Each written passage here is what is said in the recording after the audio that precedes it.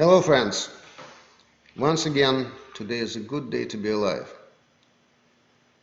Welcome to my Pessimistic Guide to Anti-Aging Research, episode 10. Today I decided to be light and fluffy and talk about good old recipes for longevity and immortality that keep popping up throughout the centuries. Our ancestors had it easy. Their vision of aging was simple, uncluttered, and well-defined. Our own understanding of the biology of aging is considerably more complicated and also much fuzzier, and this makes it much more difficult to deal with. Let's start from ancient history. In pre-biblical times, local deities had their own unique means for living forever. Quite often, gaining immortality was linked to some kind of fruit, drink, or element. Greek gods consumed ambrosia, of course. Scandinavian gods preferred golden apples. And ancient Chinese were obsessed with mercury and pure gold. In Russian fairy tales, the recipe for getting a second life was to consecutively apply dead water for healing and rejuvenation, and then living water to make rejuvenated body alive again. If I were religious, I would probably find some answers in the Bible. I would learn that the first few generations lived for 8-9 centuries and beyond, and that the current lifespan limit was set by God's decree, just like that. And the Lord said, My spirit shall not always strive with man, for that he also is flesh. Yet his days shall be 120 years. This limit was slightly violated just once in documented history. It would give me some measure of comfort to know that if my lifespan is limited to 120 years by divine decree, it can be just as easily extended, so there is a way to do it. On the other hand, there are other statements implying that most of us are destined to live no more than 80. The days of our years are 80 years and 10. And if by reason of strength they be 80 years, yet is their strength labor and sorrow. For it is soon cut off, and we fly away.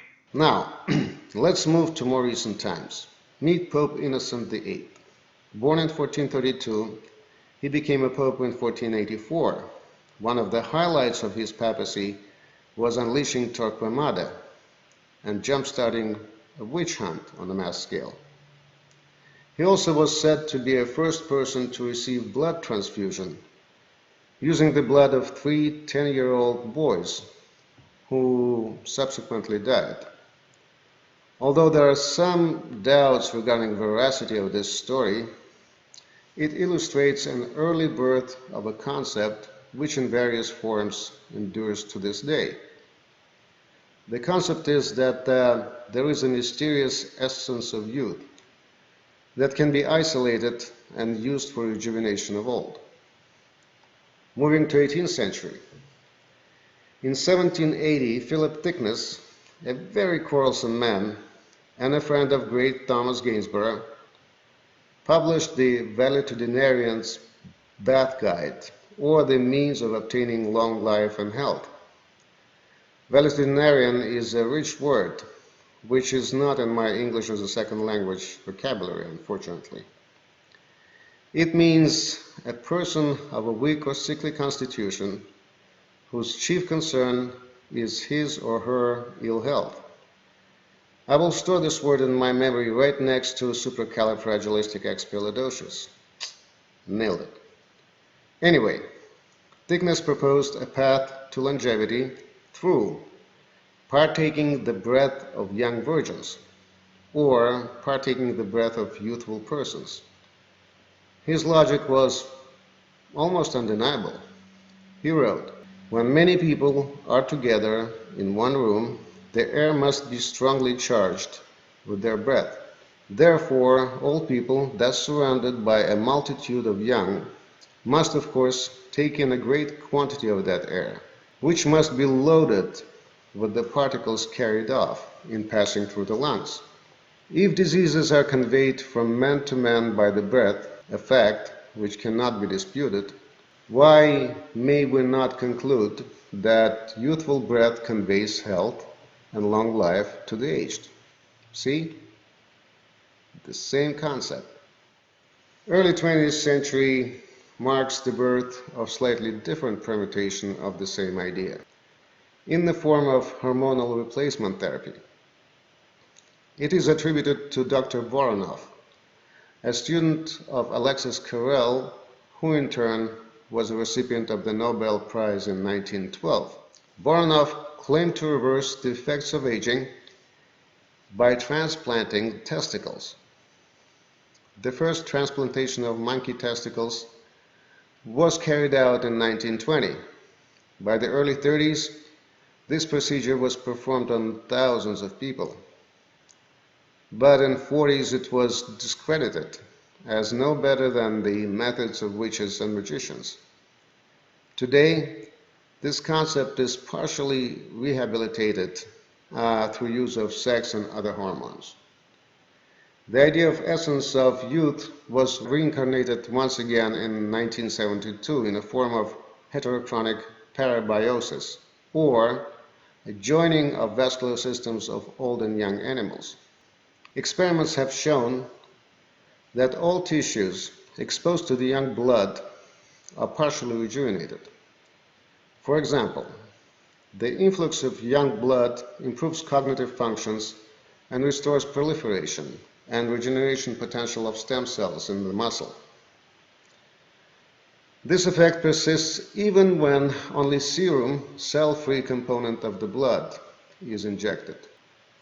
This indicates that not cells, but rather various bioactive molecules dissolved in blood are responsible for the partial rejuvenation. It is a two-way street, though. It turns out that the infusion of old blood or plasma to young mice results in negative effects on cognitive abilities and formation of new neurons. These results mean that the intervention utilized by Pope Innocent VIII, however repulsive, was not biologically wrong. It also means that Ray Kurzweil's ideas on maintaining youthful metabolism through dietary supplements are not entirely without merit. The easy commercial potential of such a procedure was also not overlooked. The company called Ambrosia offers to infuse 1 liter of plasma from young donors for mere $8,000. It should be noted that the results of clinical trials were not exactly positive, and for what it's worth, FDA issued a warning against this procedure. Like almost everything else in biology, the search for the essence of youth has also become a victim of an extreme reductionism. One of the most recent examples is NAD+, singled out of thousands of bioactive molecules or factors going up or down with aging.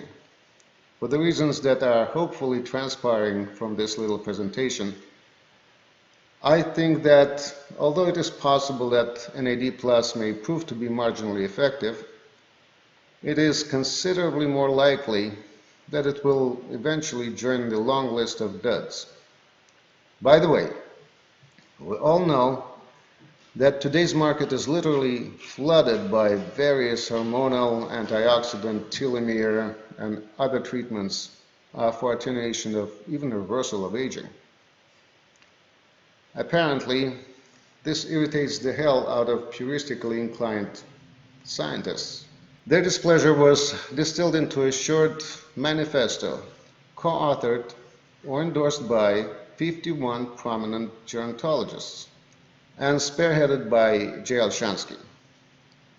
The general conclusion is nicely formulated in a publication titled No Truth to the Fountain of Youth. It goes as follows. No currently marketed intervention, none, has yet been proven to slow, stop, or reverse human aging, and some can be downright dangerous. I think I talked more than enough for today. See you next time.